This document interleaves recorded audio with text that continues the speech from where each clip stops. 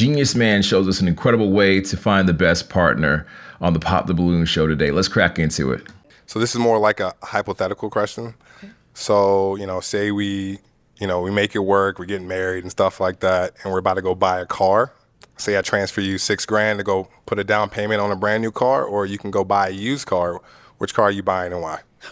Brilliant. Gene, can we give him a round of applause for that answer? That was brilliant. Let's see what the answers are, the responses by the young ladies.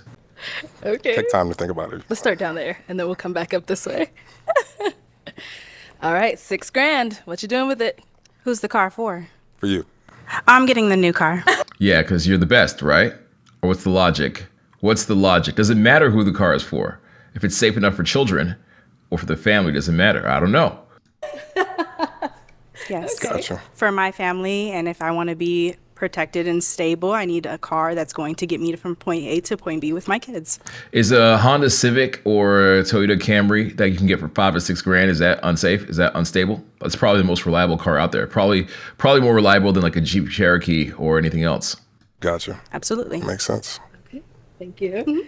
That's just, I think this is a way just like covering up the fact that she wants a brand new car, but she's trying to disguise it in safety for the kids. Here, all right. What are you doing with the $6,000? Yeah. Okay, we said the car is for us, right? Yes. Okay. Honestly, I feel like it depends on what my car is looking like at that time, right? Like my car right now is used, and the next car I buy will probably be new just because of where I am in life. So Where are you in life? Because you're not even paying for the car. It's a gift. What? Here's the wild thing about this, right? By the way, what's up? If you're just joining us, my name is Madison, cognitive behavioral therapy, dating coach for the past 18 years, studying social dynamics and human psychology. What's really interesting about this is the fact that it's a gift. People want to upgrade it. They think they deserve something more, even though it's a gift, and they didn't work for it, which is wild. But I think this is a great question to help you screen out who exactly is a partner who wants to build with you. Like Drake says, you wasn't with me shooting in the gym, right? Like that line of the song. You might not like Drake right now, but the whole idea of if somebody's willing to build with you, invest into the future, or what are they willing to do? They just want to like ride the train of happiness and good times and travel and adventure. And what happens when the money dries up? That's what this question is really about. You could take that money and down payment onto the notes. You could take the money and put it into Bitcoin. You can take $20K. He said 6, but you could take $20K, put it as a down payment on the house in most countries, 5 or 10% down payment, depending if it's East Europe, be a 10% down payment. If it's North America, maybe 5% somewhere. Mexico, at least a 5-10% down payment. And you can just get a mortgage on a brand new house versus a car, which is a liability that just loses value. But people ain't thinking like that. I think it depends, but 9 times out of 10, I'm gonna get a fairly new car. They don't have to be drive out the lot new, but it's gonna be fairly new if it's for me, depending on where I'm at with the vehicle I'm currently driving. Gotcha. Yeah. I like it. All right, let's hear from you, Brittany. What does she mean 9 times out of 10 she's going to get a fairly new car? Because she's saying right now she's driving an old car. How does that make sense? Make it make sense, please. S'il vous plaît, por favor. I'm probably going to say a new car, only because I know it probably won't be no issues with it. And if I get a used car, I might have to put more money down. That's that's spending more money than the $6,000. So it just makes more sense to get a new car. Gotcha. Cool. So if you actually do the math, because I did this, I bought a car recently. I'm buying like a fleet of cars for Uber, and I'm also renting the cars, and then I'm putting the cars on Turo. So I asked ChatGPT, the average car that's like 8 years old, how much money does it take in repairs per year? And the average car is about $1,500 in maintenance to repair it. So, which is wild because a brand new car actually loses value faster than an old car needs to repair. Does that make sense? Like an old car, you need $1,500 to maintain it a year, but a car that's like $15K loses value faster than that. It probably loses value at 2 or 2.5K per year. So it's kind of wild. All right, let's hear over here. Okay, so I do want to ask, do we have our own individual cars already? Well, let's just say you don't. Just hypothetically, you don't. I don't. I have a car maybe, and right now you don't have a car, and then we're together, and we got $6,000 to put either a down payment or buy, a used one. Which car are you choosing? Okay, so if I don't have a car, then I'm gonna get any car I can get if that's used or new. Right. So yeah. Okay. Gotcha. All right. That is appreciation. That makes sense to me. If I don't have a car, I'm going to take whatever I can get, new or used. Doesn't that make sense? That makes sense to me. I'm starting to think that beggars can't be choosers. If you don't got something and you're begging, how do you be a chooser?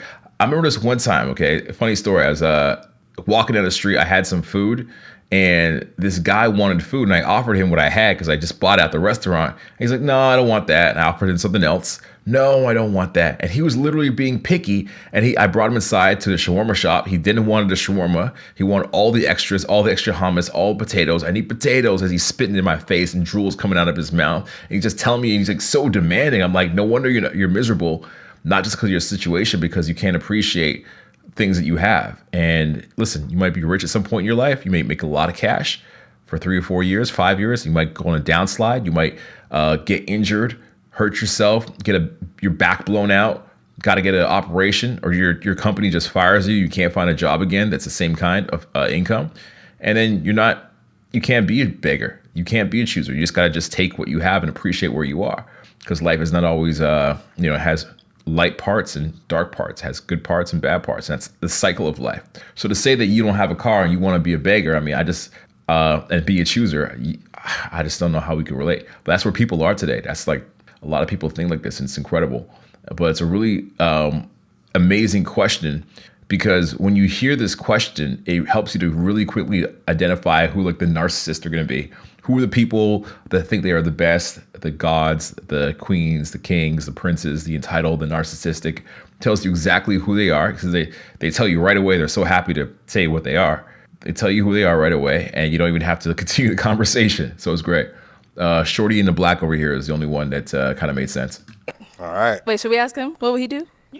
What you doing? What I do? Yes. Well, I mean, depending on the situation, I mean, I like to buy my cars used, to be real with you. Like a working car that's fine and give me point A to point B. Mm-hmm. So, yeah. All right. I love the way this girl like looked disappointed as he said that. You tell them you're investing to the future. They look so disappointed. Let's rewind that back for a second. Yes. Well, I mean, depending on the situation, I mean, I like to buy my cars used, to be real with you. Like a working car that's fine and give me point A to point B. Mm-hmm. So, gross. All right. So based off of that, which one of these ladies' balloons are you popping? And then the money was a gift. The money was a gift. How could you be picky when I'm giving you a gift? Something you didn't have previously, you now have because of me, and yet you're resentful about it. Yo, I was watching the People's Court, one of these courtrooms the other day, and his son brought his dad in, and he said to his dad, I finished my school, I got a scholarship for basketball, and I'm like captain of the team, and I got a 4.0 GPA, and you're rich, I'm entitled to a Ferrari. He took his dad to court and sued him for $60,000. For real. For real, for real. Pop them all. Pop. All right. Pop. So, Tyra, why did you have your balloon unpopped? He carried himself well, very attractive. I'm not the type of person to pop my balloon just based off the looks, essentially. So I just left it unpopped. Okay, got it. So why did we end up popping hers? I just want to be, compatible who I'm with, and like I'm big on like financial stability, financial, acuity. So I feel like cars can be a hindrance to your future. So that's why mainly why I popped. Absolutely. Yeah. Thank you. Thank you. Okay, we've got Stability? What stability? Give me what I want. 3 ladies left. Go ahead and Okay. ask them another. Yeah, she was great. So let's look. I think at the end here, he chooses the last lady. Let's fast forward just to that so you can see the little resolution and y'all feel good about it. Okay, let me have you scoot that way. Let me bring her up here, just so we can see if we have any final questions between the two of you. Good. I do want to ask. So I did say I'm working on it. Is that an issue for you? Hey, as long as you're working on it, so Okay. everybody's a work in progress. So, at the end of the day. Where you stay? I live in Houston. Okay, gotcha. Where do you live? Maryland. Oh, okay. Yes, Yeah. you did say that. I work remote, so I mean, I can So that's travel. not an issue for you, me being in Houston. I can travel. Yeah. Okay. Yeah. All right, well then, with that being said, is it a yes for you for him? Yes. And is it a yes for you for her? Yes. We got a match! I'll take the mic, and you guys can go on up. Let's make some noise. Yo, here's the wild thing too, right? He's gonna be investing in tickets to come see her on the plane because she's long distance. So he's willing to put the money in. He could invest it. He just thinks a brand new car is a crappy investment. Something to think about. Anyways, it's all comes down at the end of the day, ladies and gentlemen, to screening, asking the right questions, knowing what to say at the right moment, knowing how the person answers is the right person for you that's a match, knowing what your values are and all that. So if you want to get better at screening, I actually got something really good that's going to help you out. I have a free mini course, okay? It's called the Madison Social Skills Upgrade. And you can access everything I have